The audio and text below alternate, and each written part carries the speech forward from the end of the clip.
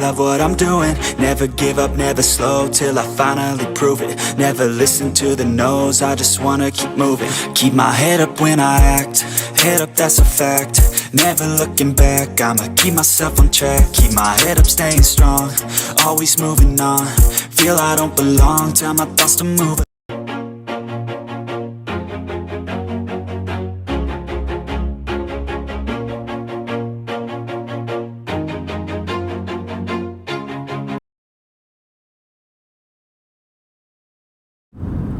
Hey you guys, see, I ain't done this in a while, but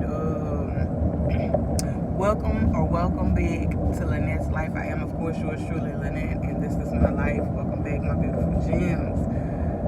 Yeah, I know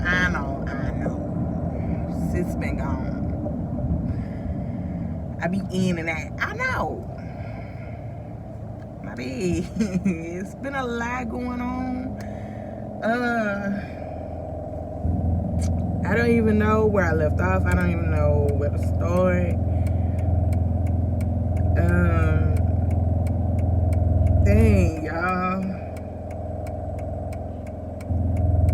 There was no Vlogtober.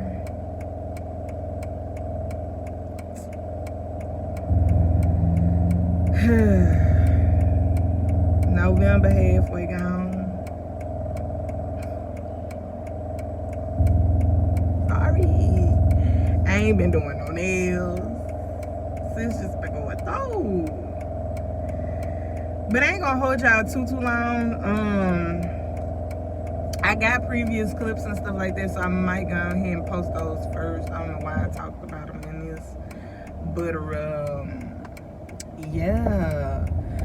Let's see, I don't even know where to start with y'all. Like, y'all know, if y'all faithful and y'all been watching, you know, what I have been posting. Y'all know I'm dealing with renal failure or kidney disease.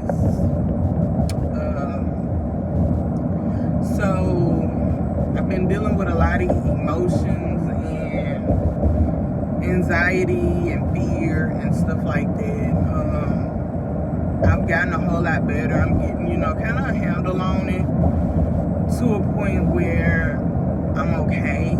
If this is bouncing, it's because it's on the stand and like, it's just, y'all know, our roads is bumpy. But I'm kind of at a place where I'm dealing with it. I'm handling it as best as I can for what it is. You know what I'm saying? Some days are better than others. Kind of low-key feeling good right now, so I felt like picking up the camera and just filling y'all in, talking to y'all a little bit. I'm in Sonic right now, about to get my ice. Y'all know. If you know, you know. If you don't, catch up. That's all I can tell you.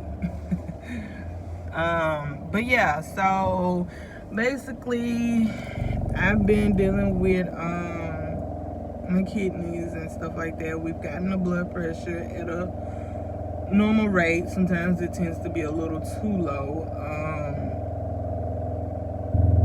Doctor has taken me off of 3 of my meds so far because the blood pressure has been doing so well. I did get, I don't want to show you because it's kind of leaking, but you can't really make it out because it's kind of blurry because it's white. But I did get my, I don't want to pull it down too much, but I did get my catheter put in, or my port catheter port, whatever you want to call it. I did get that put in. Y'all can see where they did some incisions and stuff, healing up. Hold on. Rude.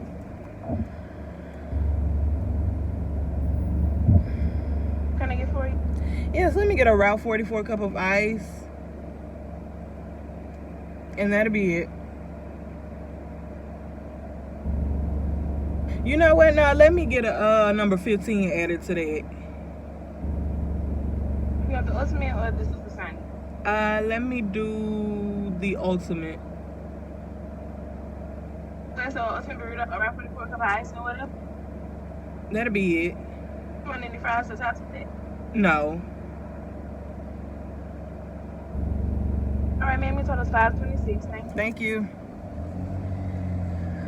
So yeah, I got, oh, my bad. So I got that put in, and I started dialysis. I've done my second round of treatment. I go in tomorrow. Today's Monday. Let me see. I don't know what the day. Sorry, y'all. When I scroll down and turned it off. Today is Monday, November 15th. I go back to dialysis on tomorrow. I do 3.5 hours. Well, I'm starting 3.5 hours tomorrow. But they've gotten me started and stuff, and sometimes after treatment I feel okay enough to do things, and then I kind of have like a crash and burn moment, kind of like it gives me just enough energy to feel better, and then I kind of have the moment. But yeah, so been doing that. Filed for my Medicaid or whatever. I mean, not Medicaid, Medicare, for disability, basically, so that could help out. So yeah, I've just been really staying to myself and trying to keep myself going, you know. I'm just grateful that I didn't give up, and I'm grateful that with each day I'm learning to be appreciative, you know. So yeah, that's what's been going on thus far. Been dealing with things with Sheldon as well. Yeah, I know how that goes. It's touch and go with that. But doing the best that we can right now. So yeah, she's at 526, I think. Let me get my money together. I've been dealing with all of that and trying to take it one day at a time, basically.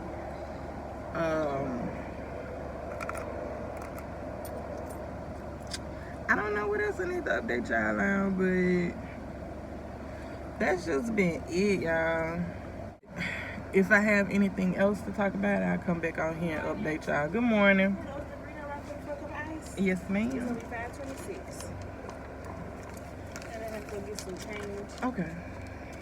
Did you want any jelly? Let me do strawberry. Okay, I'll be right back. Oh, well, I was about to get off it, but that was quick.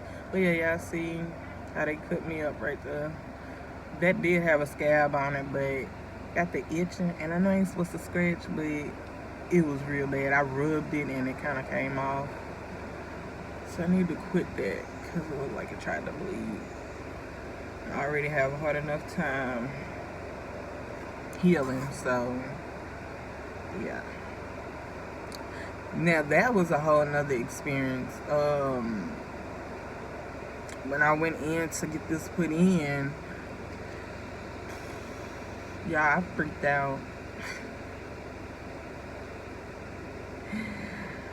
I asked the anesthesiologist for some, that is a hard word for me to say, so I have to take my time with it, but I asked them for some anxiety meds, because y'all know I have, well, if you don't know, go back and look, but I have issues when it comes to surgeries.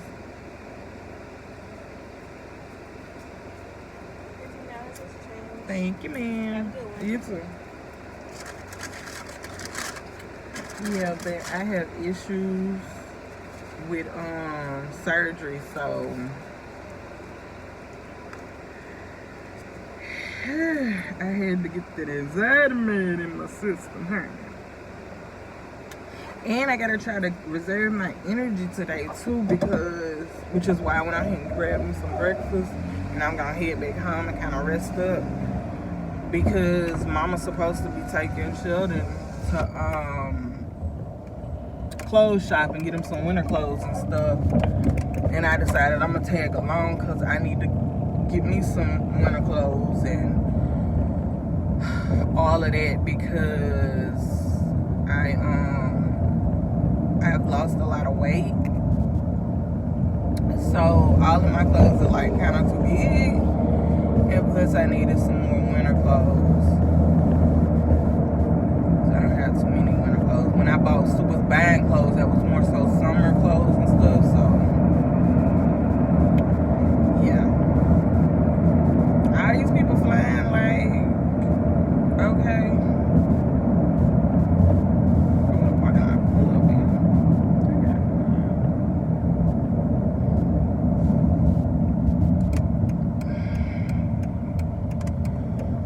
But yeah, that's what's been going on.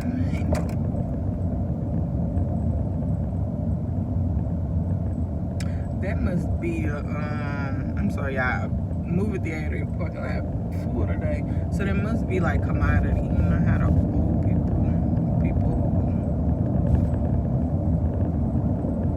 they do commodity. I don't know if y'all know about that, but you know, they give them like food and stuff, canned goods and cheese and crackers and cookies and all, you know, all kind of little things, you know, to kind of help tide them through the month.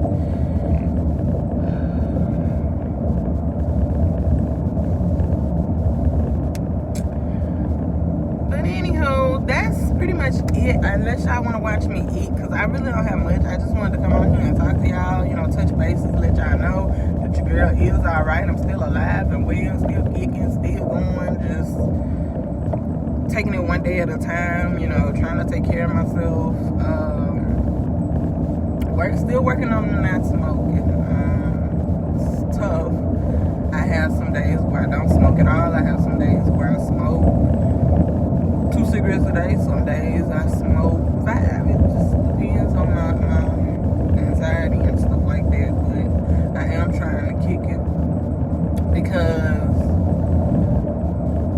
one thing about it is, if somebody, especially if I get a live donor, which I'm hoping for, if I'm gonna be what I was wanting to say is, if I'm gonna be getting a kidney from a live donor, somebody who's willing to sacrifice a kidney for me, I wanna take that new kidney with everything I've learned about, you know, what to eat, what not to eat, how much to eat and stuff. I want to really cherish this new kidney. I want to take care of it. You know, they tell me that with a new kidney, it can add another 30 years to my life, 30, 40 years to my life if I take care of it. And that's what I want to do.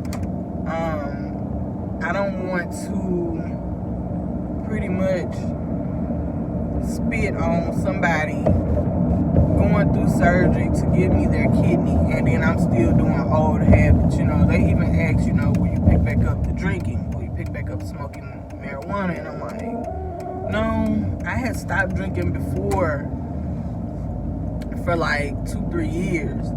And like I say, just here recently this year, because, you know, celebrating my brother getting married and all the festivities that came along with that. Then my birthday, decided I wanted to turn up. I drank for those 2 months, and that wasn't good, but I was trying to enjoy, you know. But I now know that I can't do those things any longer.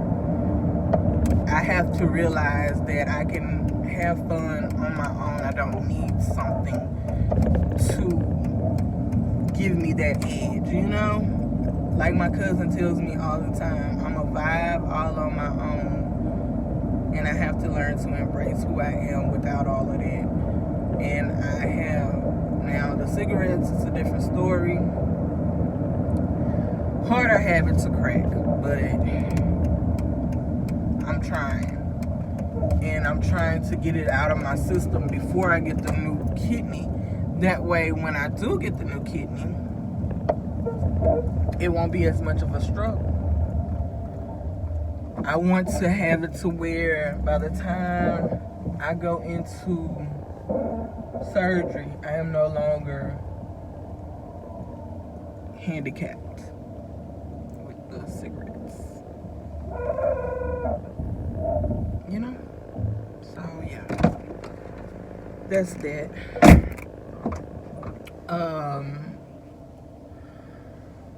But yeah, I want to show whoever it is that gives me their kidney that I appreciate what they did, you know. It's hard to find live donors, especially like some people don't have family or friends that's willing to do that for them. And one thing about it is, I didn't ask either one of them to do this. They both volunteered on their own. I'm not the type, I don't know, I'm not the type to just come out and ask people. You know, they're like, even my doctors, you know, my team and stuff, my transplant team, they're like, don't just depend on those two. Ask anybody you possibly can if they be willing to donate, because the more people you have, the better chances, you know, you'll have of finding a match or, you know, having somebody to do it and stuff like that. Because let's say, for instance, my brother comes back, he's not a match, he can't donate to me. Then I have to fall back on my friend. Let's say her blood pressure is too out of control in their eyes. That's my two people out the ringer right there. I have nobody else to fall back on. My mom also was a willing participant who wanted to donate. She was actually wanting to donate, and not my brother. Like, she didn't want my brother to do it. She wanted to be the one to do it because she's older and, you know, stuff like that. But because she's diabetic, that cancels her out.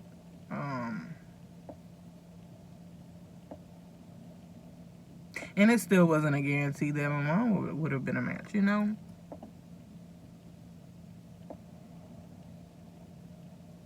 But yeah, I even so much as I was like, maybe my dad, but then my dad drinks. He's a drinker, so I don't know how those kidneys are lucky. But like I said, it's no guarantee that he's a match, because biologically he's not my father. But it doesn't have to be somebody related to you. You know, it's just like we just kind of go through the list and like being funny. And I have a friend that was like, you know, it would be funny if one of the dudes that you were fooling with, like if one of your exes was a match. And I'm like, I don't even want to consider that. I don't want to think about that. But yeah, you know, just making light of it, but still realizing that it's serious. Also, y'all, when I had my first treatment done, I had a scare. One of the guys, the older guys that was there having treatment, he got done before me, and I kind of saw something scary happen, you know, with him there. You know, it was traumatizing, but also it let me see how much the team I'm working with my dialysis team, it let me get a chance to see how good they are at what they do. It let me see how much they actually care. And it let me see that it was okay. And long as, you know, there I go. I always talk too long and get the emotions. You know, they always walk back and forth, and it don't matter what you do. Even if you like doze off, they wake you up and they're like, are you good? You know, but they constantly walk back and forth asking you if you're okay, if you're feeling okay during the process. And I'm just learning, because I'm the type of person, as y'all know, if you don't, catch up. I don't know how many times I gotta say that. I'm the type of person that when I feel pain or when something's going on with me, I don't say anything. I try to be the strong one, and I try to hide or mask, you know, what's going on. If I am hurting, I'll be like, oh, I'm just hurting a little bit, but it really be a lot. And I'm learning to speak up. Like, I can't be sitting there hurting. They can't help me if I don't open my mouth. You know, so I'm learning to be more open with everyone on my team so that I could get the help that I really need. And I know that in the past I was telling y'all about go get your checkups. If something's hurting you, something's bothering you, I don't care if it's something as much as a cut that you feel like been there for a minute. I don't care if it's a bruise that's been there for a minute and it seems like it's not going away. Go get that checked. That's a sign of something serious, you guys. I had so many signs months before I found out about my kidney failure that if I would have listened to those signs and actually opened my mouth sooner, we could have got on this way earlier. Because I was experiencing the shortness of breath, not understanding why. Like, I just walked to the mailbox. Why am I so out of breath? Or I just walked from the car to the front door. Why am I so out of breath? I just walked from the kitchen to the bathroom. Why am I out of breath? Not realizing. Then it was the bruising on my legs. Like, why am I bruising up? I only bumped the edge of the couch. There's no reason for me to be bruising like this. You know, all signs of kidney failure. My body was not healing because it was not filtering properly. Blood flow was not going where it needed to go properly. Like, my body was full of toxic. It was just toxic on the inside, and I ignored the signs. The blood pressure being hella high for days and months. That wasn't normal. Yeah, I always dealt with my blood pressure, but I never dealt with my blood pressure being that high. It would come and go. You know what I'm saying? But this was a constant high blood pressure. Every day I would check my blood pressure, and it was high for no reason. I cut out the salt. I cut out the pork. Cut out as much fried food as I possibly could, and I still was dealing with the high blood pressure. Duh, dummy. My kidneys were freaking failing on me. You know, it wasn't the sodium. It wasn't the fried foods. It wasn't the unhealthy eating. I had real life issues going on. So I tell y'all, I don't care, whatever your age demographic is, if you are no longer a child in your parents' home and your parents are making you go to the doctor, if you are 18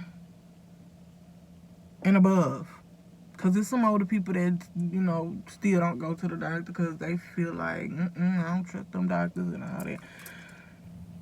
If you are an adult who is who is independent, you are no longer dependent on anyone else, try to get you some insurance. Try to get on Medicaid, Medicare, whatever you possibly can. Get your own insurance. Try to get on something to take care of yourself. Go to the doctor on the regular. Get your checkups, you guys. Tell the doctors the truth. Stop lying to these people. Tell them everything that's going on. Because, trust me, you don't want to be last minute scramble trying to figure out what's wrong with you and then finally figuring out what's wrong with you and it's too late. I'm lucky that we caught it. And honestly, y'all, if I probably would have went another week without going to the doctors, I probably wouldn't be here right now. That's just my reality. That's just what I've come to realize. Because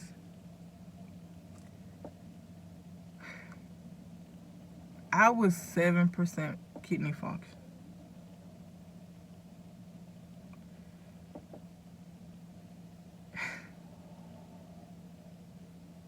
I was dying, you guys, and that's not fun. When you finally start to realize things and you're like, dang, I did this to myself.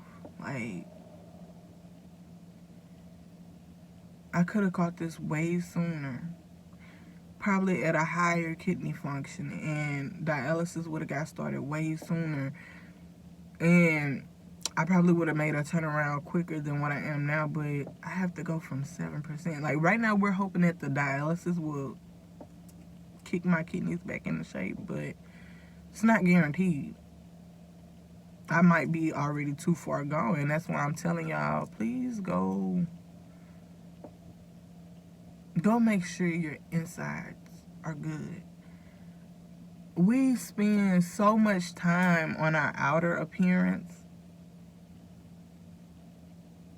that we forget that without the inside,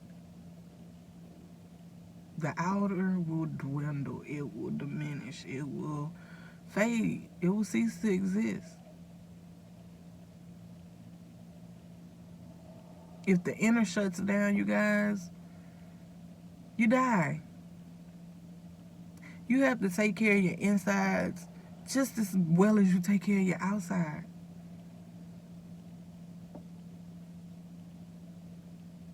You know how they say somebody could be so beautiful on the outside but ugly on the inside? Well, you could look and appear healthy on the outside and be totally unhealthy on the inside. So, I'm going to leave y'all with that because I done been on here long enough. Hopefully, after I shut this camera off, hopefully I find some time to actually edit it, put it together. I need to make me a new intro and outro. But hopefully I get this out to you guys. And, yeah, get my kidney journey started. Well, put all my kidney stuff together for somebody in the future or somebody who right now going through it. This experience has taught me a lot. Truly has. No, you think I always joke with my mom and say, when I went for treatment or when I went to have my iron levels checked, I'm the only young person in there, Feels awkward to be surrounded by all the old people. But when I went down to meet my transplant team, it was a girl there, another black girl. Not that race matters, but, it's good to see somebody in my same demographic, She was young, and I could tell she was younger than me, but close to me. She turned out to be 29, and it's like, wow. Dang, there are young people that go through this. I knew that because one of my classmates / childhood best friends, she was dealing with this when we were kids. High school, she was dealing with this type of stuff. So I know young people go through it as well. And she's been a great help for me. All the advice she gave me in the beginning, I've come to use it. And I know that I have her to lean on if I need. It's just good to know that, somebody else has gone through it that I know and that I'm kind of close with. But let me go ahead and get off of here because I don't want I could have been eating. But I didn't get a water, so I need to go in because I got to take my morning meds. And then I'll eat my food and stuff like that. Oh, by the way, you guys, update. And then I'll get off. I know I keep saying that, but Max is gone. I don't know if I said it in other clips before this, but I don't know if I'm gonna post those because they're like from a month ago. But Max is out at Granny and Papa's in the country. When I went in to have my port put in, my catheter, we decided that it was time and best that he go out there because I wasn't going to be able to help Sheldon. And he's too big and too active right now. And I couldn't do it. I wasn't going to be able to do it. Because as y'all know, I fill in when Sheldon's at school and stuff like that. And I couldn't do it. And then the dog hair. Oh, God. It was so much dog hair, you guys. Like, I got a vacuum, and I was literally having to vacuum every day. And with this, I can't do, I can't be doing all that like that. So he had to go. That was kind of tough, but we're okay. As long as we know he's out there and he's doing good, he's fine. He adjusted very well. He adjusted better than me.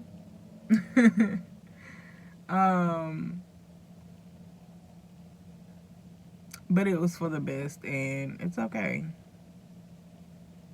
I can go out there and visit him anytime I miss him. He's learning to be an outside dog, learning that he has more freedom outside, so he can use the bathroom anytime he wants. He does not have to let us know. But yeah. So Max has moved out. Yeah. So I lost my companion. I don't know. He was who I talked to when I felt lonely or scared. But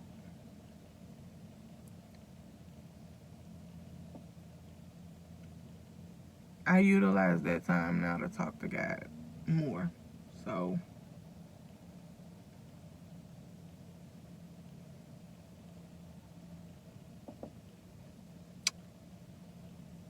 let me go ahead and sign off before I get emotional, because when I think about it, it's a lot. But don't forget to like, comment, subscribe, hit the bell to be notified, share with your people so they can share with their people. People, come on.